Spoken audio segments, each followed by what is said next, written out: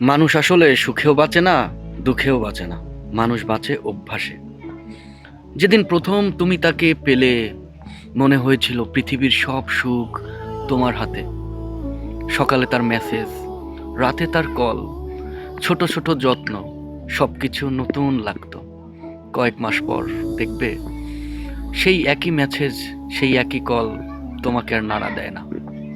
কারণ সুখটাও পুরনো হয়ে গেছে, সুখটাও এখন অভ্যাস। আবার প্রথম যেদিন সে তোমাকে কষ্ট দিল, তুমি ভেবেছিলে তুমি মরে যাবে। বুকের ভেতরটা ছিঁড়ে যাচ্ছিল, ঘুম আসেনি। একদিন, 2 দিন, 1 মাস, 1 বছর। এখন সেই একই অবহেলা, সেই একই কষ্ট তুমি হাসি মুখে সহ্য করো। কারণ দুঃখটাও এখন অভ্যাস হয়ে গেছে। এটাই মানুষের সবচেয়ে ভয়ঙ্কর সত্য। আমরা ভালোবাসাকে আঁকড়ে ধরি না, আমরা আঁকড়ে ধরি অভ্যাসকে।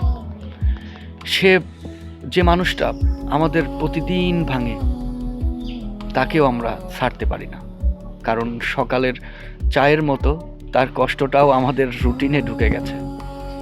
আর যখন কেউ এই অভ্যাসটা ভাঙতে পারে, তখনই সে সত্যিকারের মুক্ত হয়।